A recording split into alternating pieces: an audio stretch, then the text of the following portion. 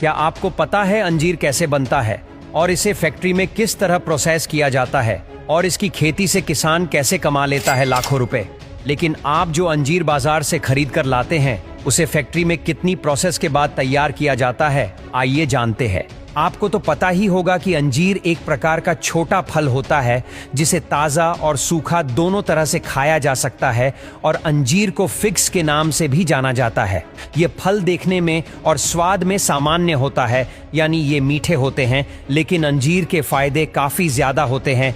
ये फल आमतौर पर मौसमी होता है और इसका स्वाद भी बहुत अच्छा होता है और इसकी खेती महाराष्ट्र, गुजरात, उत्तर प्रदेश, कर्नाटक और तमिलनाडु में की जाती है। तो चलिए सबसे पहले अंजीर की खेती के बारे में कुछ बातें जान लेते हैं। अंजीर के पेड़ को उगाने के लिए दोमट मिट्टी की जरूरत होती है और इस मिट्टी का पीएच लेवल भी 6 से 7 के बीच में ही होना चाहिए। इसके अलावा अंजीर के पौधे को अच्छी तरह से ग्रोथ करने के लिए 20 से 30 डिग्री टेम्परेचर की जरूरत पड़ती है और अंजीर का पौधा एक बार फल देने के बाद 50 से 60 सालों तक फल देता ही रहता है। और जब ये अंजीर का पौधा 4 से 5 साल का हो जाता है तो इसकी लंबाई 3 से 10 फीट के आसपास हो जाती है। साथ ही इन पेड़ों में अप्रैल से जून के बीच फल आने भी शुरू हो जाते हैं और गर्मियों के मौसम में ही अंजीर के फल पकते हैं और इसी समय इनका रंग हरे से पीला हो जाता है। तब इन फलों को तोड़ लिया जाता है। और आपकी जानकारी के लिए बता दें कि अंजीर के एक पौधे से लगभग 20 किलो तक फल आते हैं।